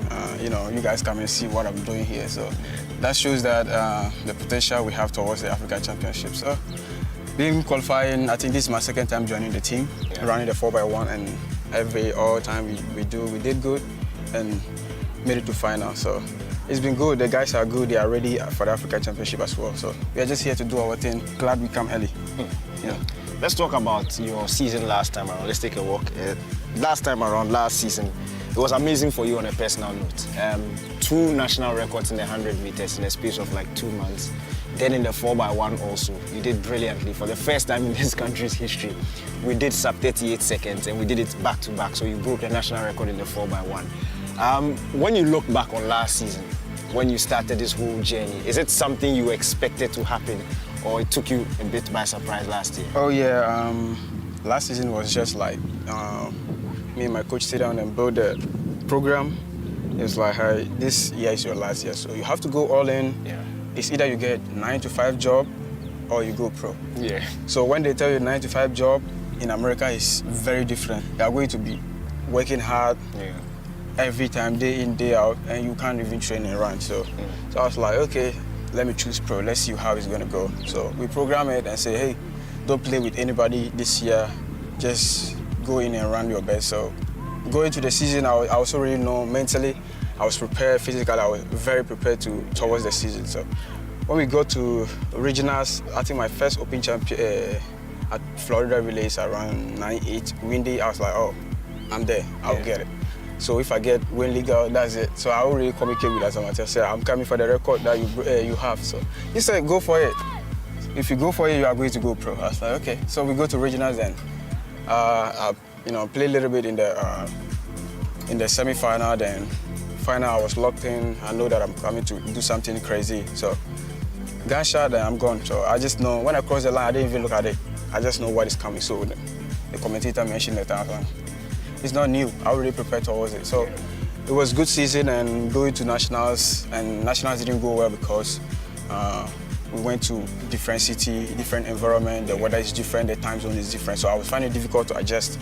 So I didn't do good at nationals. Then I sat back. I was a little depressed about the nationals.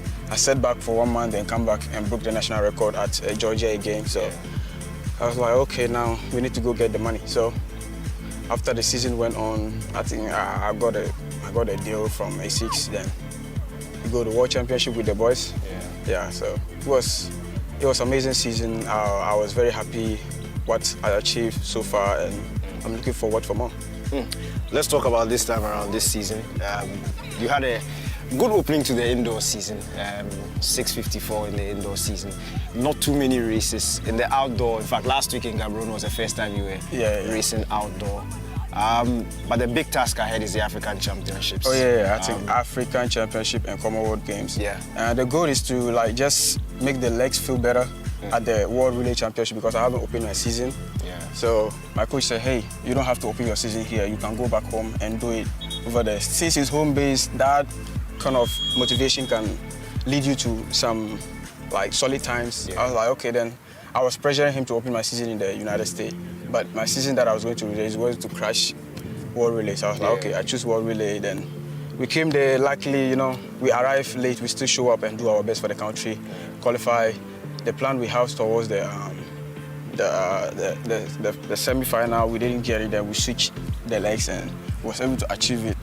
But all being said, we thank God for everything that we achieved, and now we are heading towards African Championship, and that's when we are going to see what is going to happen, and definitely I want to win. the more you win, the more you get money. So I need it.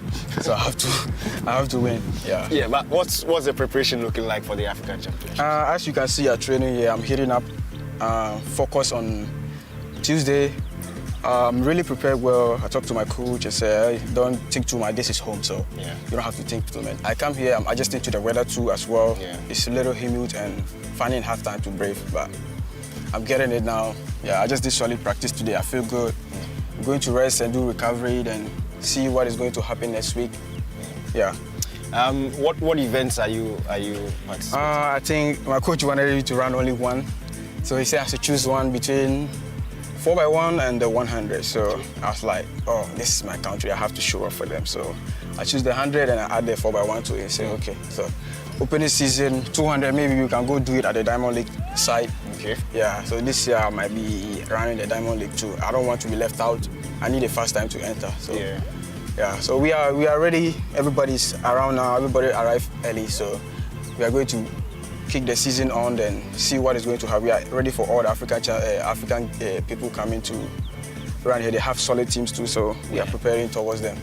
Most of us were enamored by that last, at the road relays, the final leg between yourself and Noella. When you picked up the baton, he picked it up.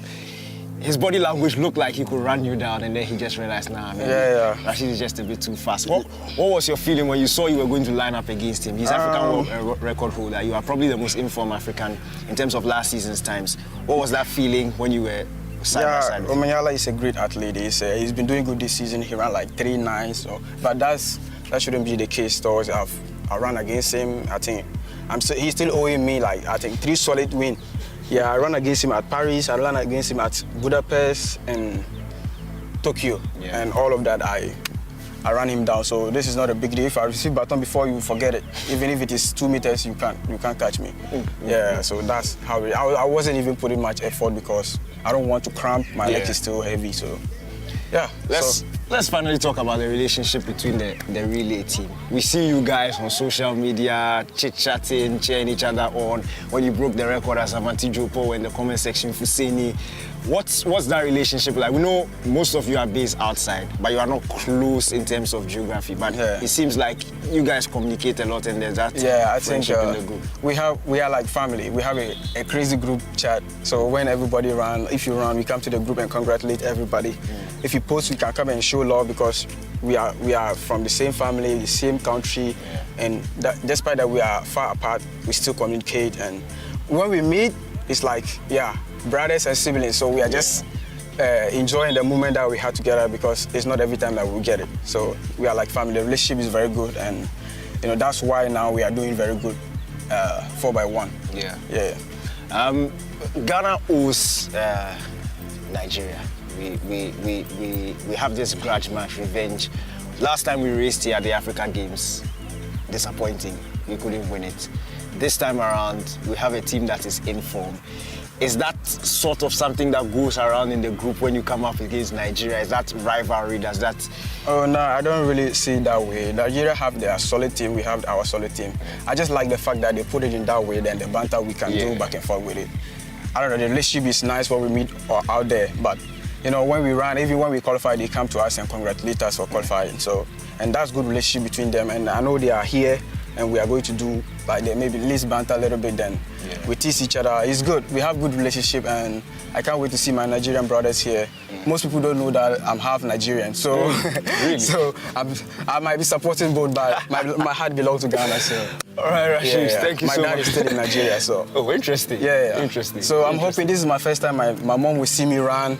Here in my Ghana. family, my family will see me around the first time. Since I start track, they've never seen me. They only see it on TV. So I'm urging them to come out and see the son they have brought to the world here. Wow. Yeah. Wow. Then by this statement, we expect fireworks. Oh yeah. It's going to be solid. Yeah. Super stuff. Thank you so much, Rashid, for doing this with us. Thank you for coming as well. All the best.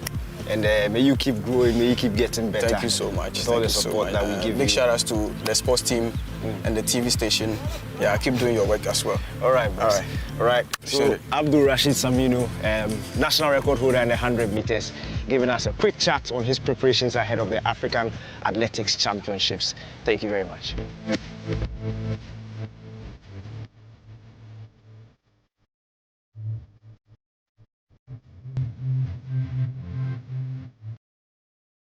Now, Goldfields Ghana has secured a $5 million two-year sponsorship agreement with the Ghana Football Association. The deal, signed earlier today at the company's corporate office in Accra, extends support beyond the Black Stars to include the Black Queens and the amputee national team, the Black Challenge and the Women's Premier League. Adamu Benin Abdul Kharyne was there and reports.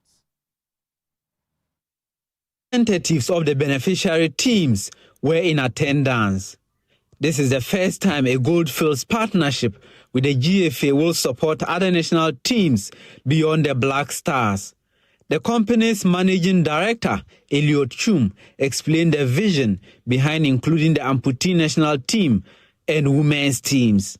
To align with Goldfields' internal processes to ensure that the governance framework for the sponsorship meets the required standards, including that of accountability and transparency, Goldfields has appointed KPMG Ghana to administer the sponsorship funds.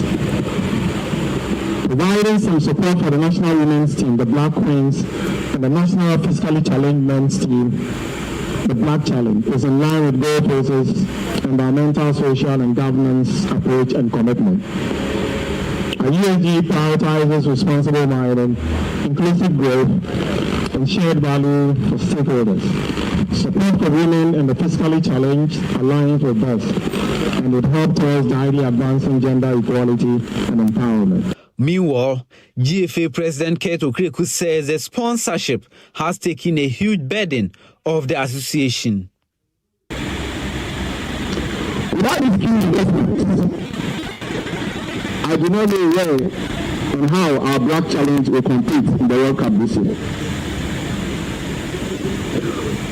I remember a few years ago, through the kind courtesy of COVID, YEA decided to invest in the Women's Premier League. Students at the end of every month. The history is that was the first time most of our girls received token at the end of every month. Goldfields Ghana is investing in our Women's Premier League. You know that we are already building skyrockets. We are already building superstars. We are already building a future for our nation. The sponsorship comes at a key moment with the Black Stars preparing for the 2026 World Cup, the Black Queens intensifying preparations for the WAFCON in July, and the Black Challenge gearing up for the Amputee World Cup in November. Now, Real Madrid will face Barcelona on Sunday night in the final Clásico of the 2025-26 season. And this is Emmanuel's last chance to save face against their great rivals who have given opponents a killer blow by confirming the title officially if Real do not win on Sunday ahead of the game. Let's take a look at how the La Liga table looks like. Leads the La Liga table after 34 games. They're on 88 points. Real Madrid second with a 77 points. So that's an 11 points gap between the two teams. Villarreal coming fourth, and then Atletico Madrid seemingly comfortable fourth place there.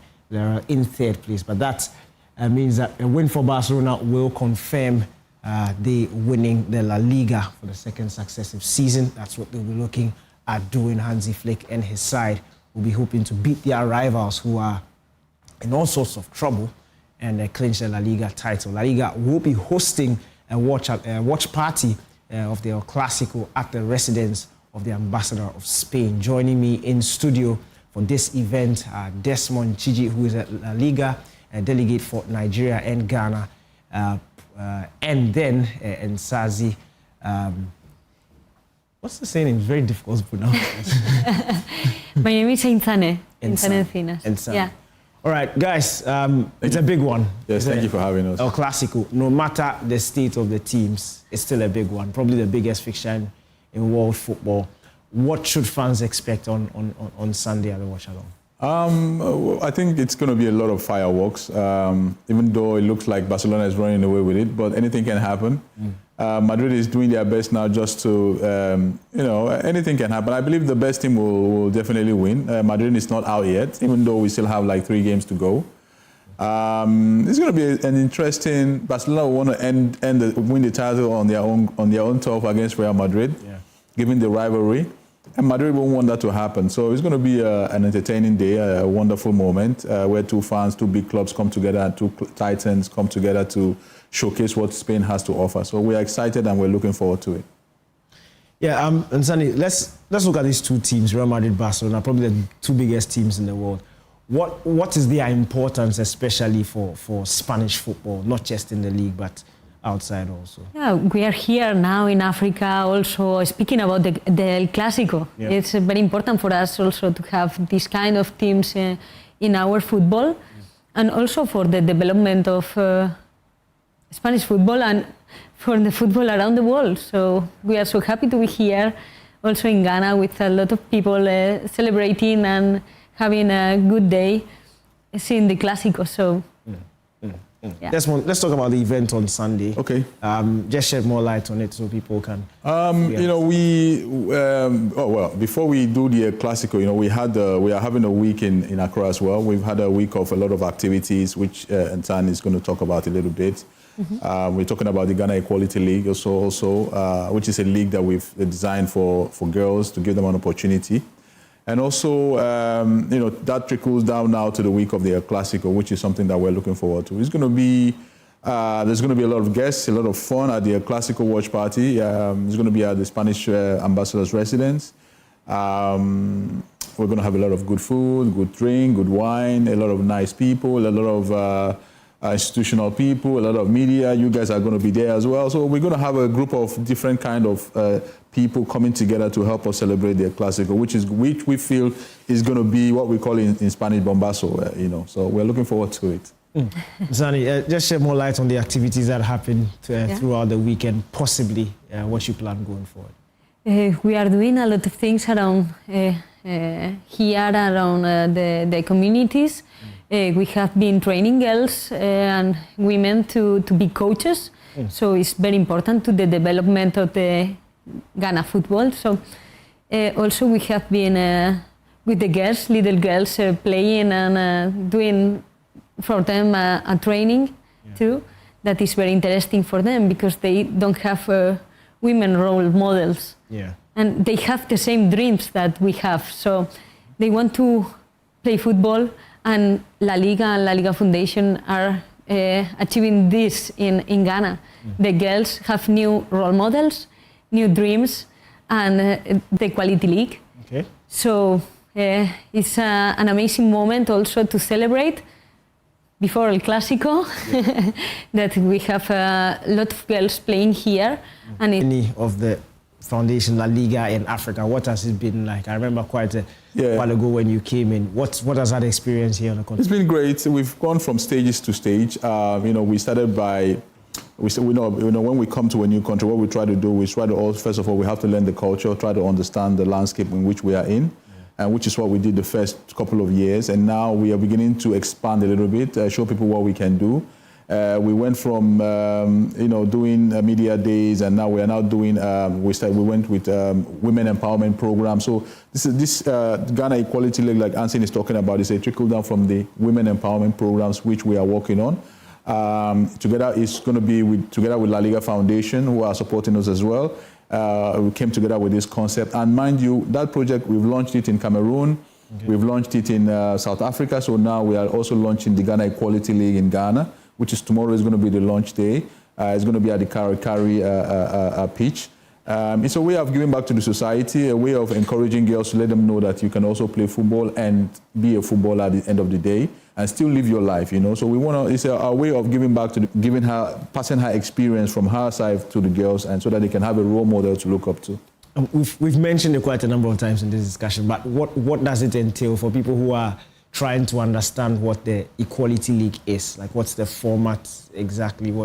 Explain it. The Equality League is basically, a lot of people, a lot of girls, we want to showcase that women can also play football. Okay. That's why it's called the Equality League. In French, it's called La Liga L'Égalité. It's to tell parents and tell fathers and mothers that if your daughter wants to play football, they shouldn't look down on that. Instead, we promote them, we engage them, we push them to do better, because at the end of the day, what we want to try to teach these girls is you can equally play football as the men and still live your life as a woman.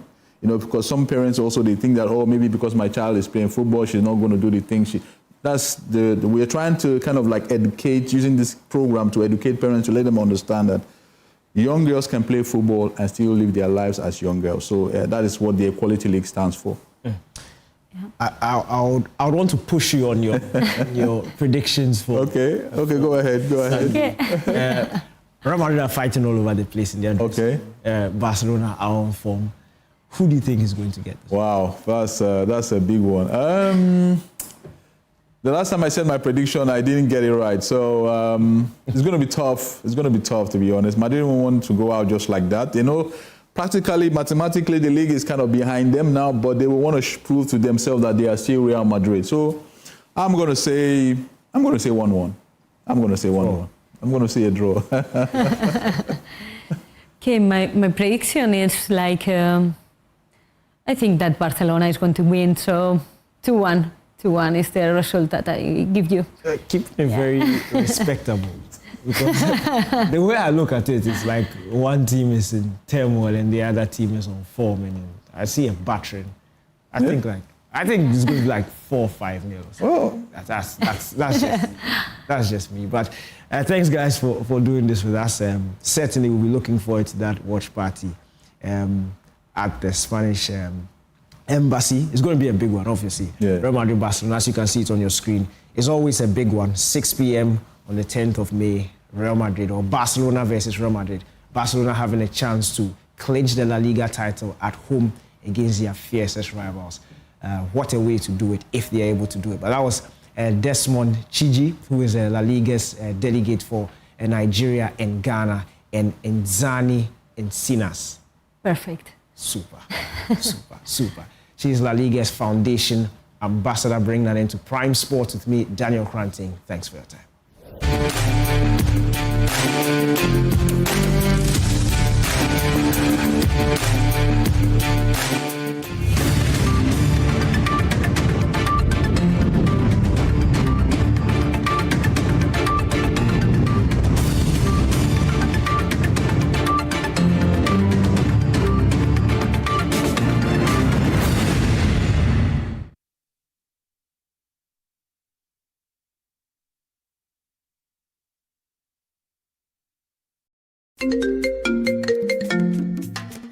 Hello, my name is Pamela from Customer Service. Please revalidate your account by texting your Ghana card number to 0500,000 247. Hey, Abili, wabidim. Madam, give me the numbers behind the ATM card. I'm calling from the head office. An email was delivered across to our customers this morning. Confirm if this is your bank account. 100 100 100. Thanks for sending